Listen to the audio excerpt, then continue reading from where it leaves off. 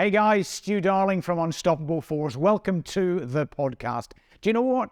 I believe we can all break out of mediocrity. We can all reach beyond what we thought our limits were. And that's what we talk about on the podcast. We talk about being unreasonable. We talk about raising our standards. And we talk about delivering the ultimate sacrifice again and again. Enjoy. In this episode, I talk to my wife. I know. I interview Liz, also the Chief of Staff of Unstoppable Force and a health and wellness coach in her own right. But in this episode, we focus on the importance of health when it comes to being unstoppable. Enjoy. Okay, welcome to this episode of Unstoppable Force. This is such a special treat for me because I'm getting to talk to probably the person I talk to most in my life. Today's guest is the Chief of Staff of Unstoppable Force. She's also the health and wellness coach of Unstoppable Force. But most importantly, she is mother to my 2 children and my wife. Lizzie, welcome to Unstoppable Force. How are you feeling about doing this? Oh, thank you. I'm feeling a little bit nervous, actually. But you talk at me all of the time. Yes, but not with other people watching. No one's watching. No one is watching. You're Chief of Staff of Unstoppable Force. What does that mean, and what does it mean to you? To me, it means I'm still supporting you. I'm there making sure you get to places on time and don't put too many things in your calendar, just to remind you that other people have got time as well. And so, yeah, I guess it's just sort of to keep you in track. And obviously from my years of being nurse and midwife, I bring in the health and wellness side of things too. Totally. I think 27 years married, we know one another quite well. But you've often said that one of the reasons that our marriage lasted so long is because I spent so much time away at war. But that required of you to be actually quite unreasonable at times. The way you had to bring our children up, how does that help you in your capacity now in the business? I suppose it just makes me think that, well, if I manage that, then this is going to be a walk in the park. I guess when you went away, I never knew if you were going to come back, and there was always a real possibility that you weren't going to come back. So in my mind, I would get myself prepared, not about how I would react and what I'd wear to your funeral, but because obviously black looks good on everybody. It would have been a classy outfit, wouldn't it? But it was more sort of where would I go and live? Where would the children go to school? How would I cope? So I've always been one of those fairly practical people. So really, throughout our married life, you have lived to the third value of Unstoppable Force, of giving your ultimate sacrifice. Yes, I think, that sounds dramatic, but yes, I guess so. I mean, I was quite happy to put my career on a back burner and do the job I've loved most in the world, which is being a mum. So, and obviously wife, but yeah, mum's the best obviously, one. wife. Obviously, but bringing the kids up while I was away. Yeah. But you did give up your midwifery career, which I know you loved. You gave it up and then went back to it. Yeah. But now you've moved on to health and wellness. What happened? What was the decision point? I suppose the decision point was suffering a workplace injury. It made me reassess my values, my skill, and with the current situation as it is, I mean, throughout the whole sort of developed world, health service is not in a good place, understaffing, and doesn't matter how much care I take of myself, that's not going to give more staff on the ward. And I just put myself and my health and safety first and decided to step back from it. And become a health and wellness coach. And yeah, while I was off sick, recovering from surgery, I did a health and wellness course, which I enjoyed, because obviously I enjoy talking to people about being healthy, because you can't really be unstoppable and be a force to be reckoned with if you're unhealthy. I think that's it, and it's one that comes up, doesn't it, when we're talking to clients, that they talk about being unstoppable and it's about this and it's about this good. No. There is a drive required. in order to be unstoppable, to be unreasonable, to live to the highest standard. But we can't do that unless we take care of ourselves. No, I mean, your car isn't going to work if you put the wrong petrol or diesel into it. You had to bring that up, didn't you? I wasn't going to. But in the same way that you can't perform if you don't eat the right food, if you don't get enough sleep, if you don't take time off, I think that's the important thing. Even unstoppable forces have to stop sometimes, recharge their batteries, and then they've got the power to go on again. And that's part of it, isn't it? It's part of the being unstoppable. So let's talk about... Well, you started it. Let's start with food. Let's start with the food that we eat. What are we getting right? What are we getting wrong? And where can we do it better? Well, I suppose the thing about food is that really our food should be as real as possible, and we try and eat as real as possible, which means as unprocessed as possible. And I know we live in a time where everybody's so busy that we cut corners by grabbing something off the supermarket shelf rather than spending time cooking. Mm-hmm. Obviously, some people are not as lucky as others and don't have the time to do cooking, but it's just when you can, make sure you sort of stock up on good food. I read somewhere that in a study that was done, I can't remember if it was here or if it was in the US, that the lower the area, the decile, let's call it as a New Zealand term, the lower the decile area that you live, the more fast food, convenience food outlets there are. Oh, definitely, yes. If you go into the sort of the poorer areas, it's all full of dairies or fast food shops. There's not a big supermarket. There's not a greengrocers around. So those are places that you've got to drive to. And if you haven't got a car and you've got to carry things home on the bus or walk, you're not going to sort of walk or drive 5-6 miles to get to the supermarket. You go to the convenience store, which is going to be your quicker, cheaper food. Say cheaper, that sounds wrong. It's going to be your less healthy choices. But you're right, it is cheaper. It's mass-produced food that is therefore maybe more affordable. Yeah. But unfortunately, because it's mass-produced, it is so full of additives, which has the knock-on effect that it doesn't cause the body to be healthy after eating it. And so you're more likely then to suffer from illnesses and just the bad effects of having too much processed food, sort of the extra insulin in your body and everything like that. So it's sort of, you're on a beating to nothing, really. So Robert Lustig wrote a book called Metabolical. Yes. Which, frankly, is one of the most scary books I've ever read. Yeah, it's right up there with Dracula and Frankenstein. It's just, holy shit, that there is very little that we are putting into our bodies in the 21st century that's actually good for us. The one that really shocked me was Diet Coke. I thought Diet Coke was all right, but seemingly not. Full of additives. It's full of additives, and because it tastes sweet, it's telling my brain to deal with it as if it's sugar. So what is the solution? I mean, what does Lustig proclaim to be the solution? Well, Lustig sort of says that what we should be doing is feeding the gut and protecting the liver. And that just means eating as healthily as possible and eating a wide range of fruit and vegetables, making the most of your meals be vegetables and then good quality meat and then sort of your grains and lots and lots of water. Vegetables, they can be, we know that they're expensive. So how can we solve that one?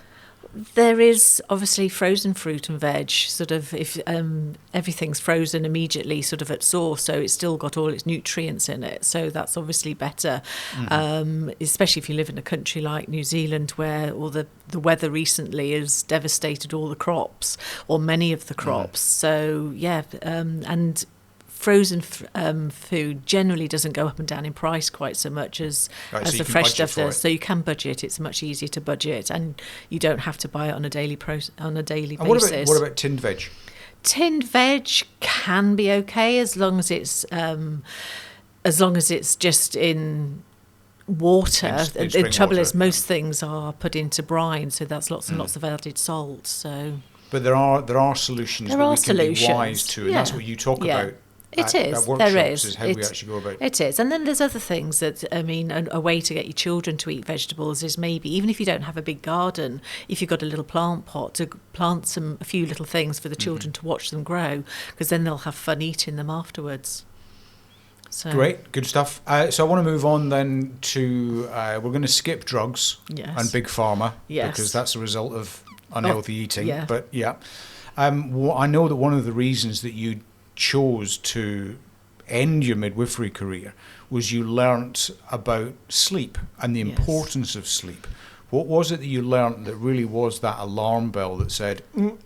Really, that lack of sleep can really dramatically shorten your life and cause obesity and mental health illnesses with lack of sleep. So working shifts and being up in the middle of the night and eating quick fix food like chocolates and biscuits because they're always available on wards and things, and just the lack of sleep. I mean, I've got a family history with my mum having sort of Alzheimer's caused by Parkinson's and other family members. It just makes it come home to you that I am the only person that can look after myself, and taking control of my sleep became important because I was definitely suffering from lack of sleep and insomnia. And since not working shifts, that's improved tremendously.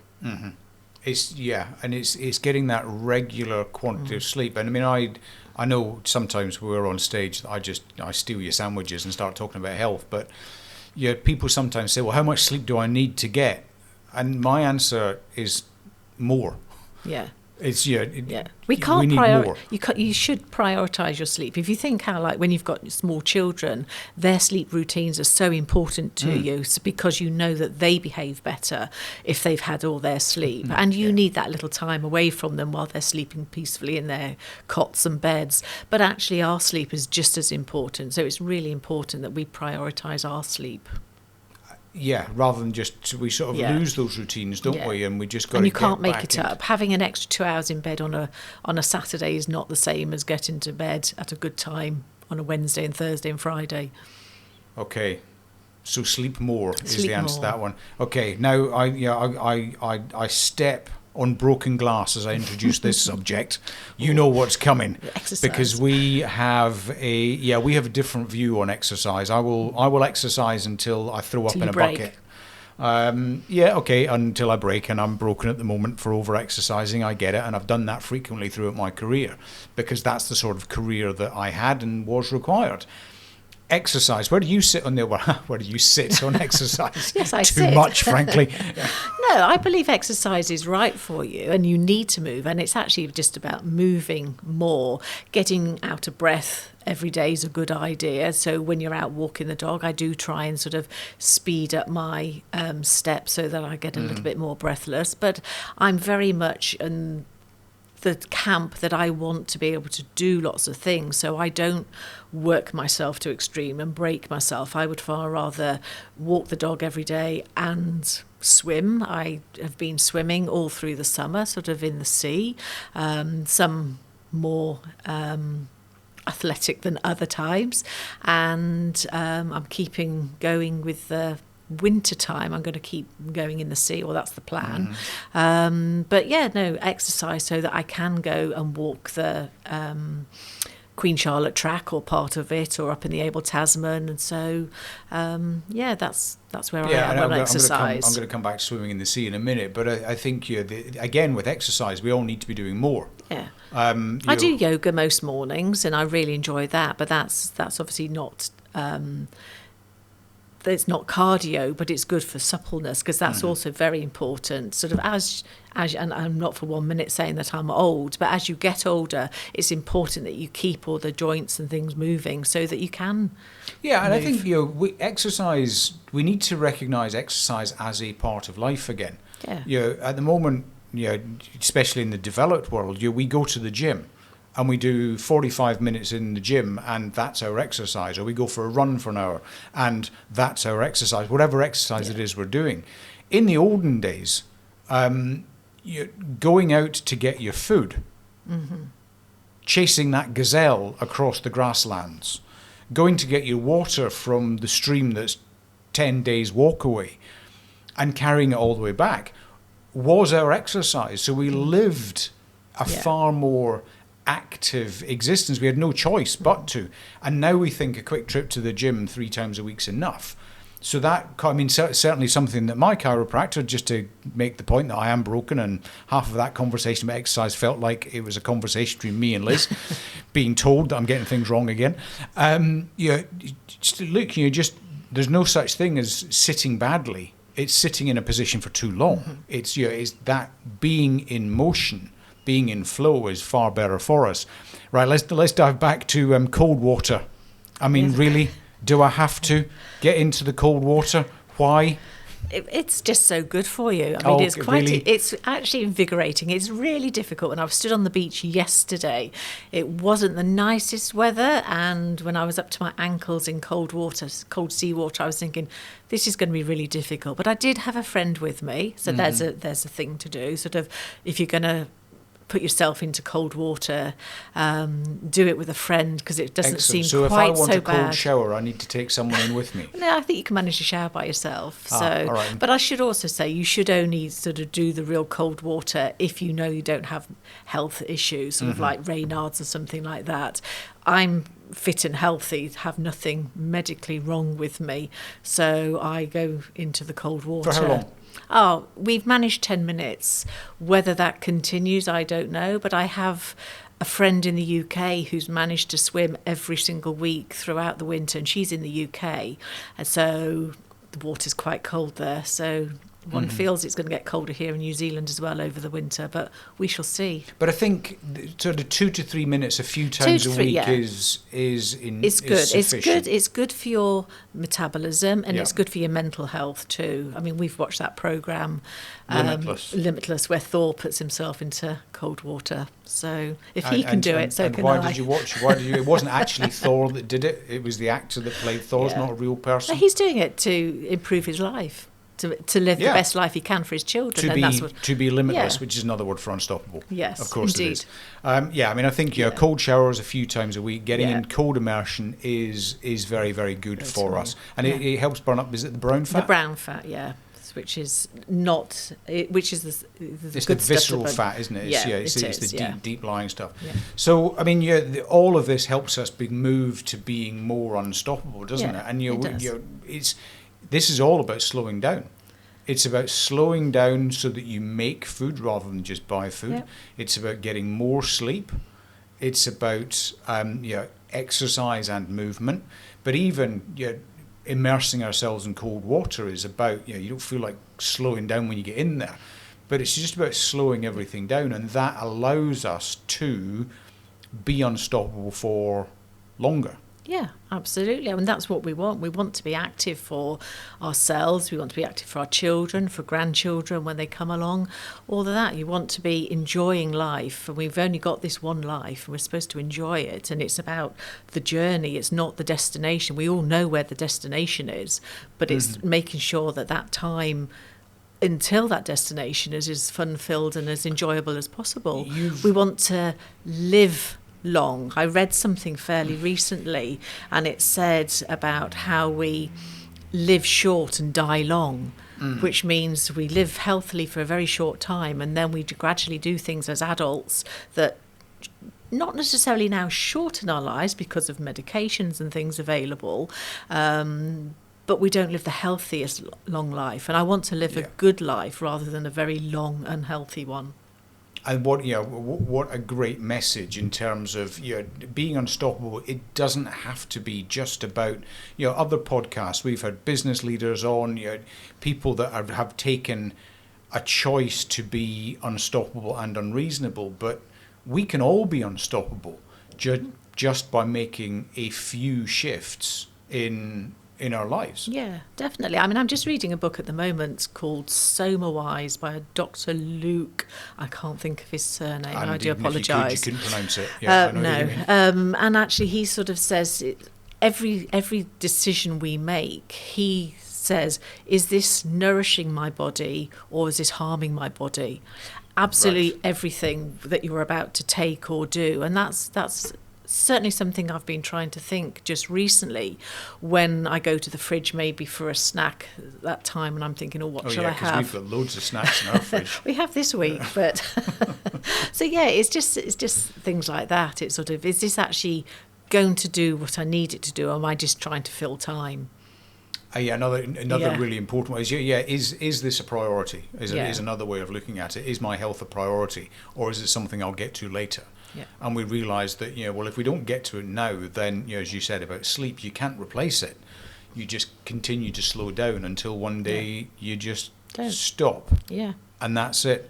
Fascinating conversation. Thank you. I know you weren't keen on doing this at all. You've been on the radio before, but now you've actually been on telly. Yes. How cool is that?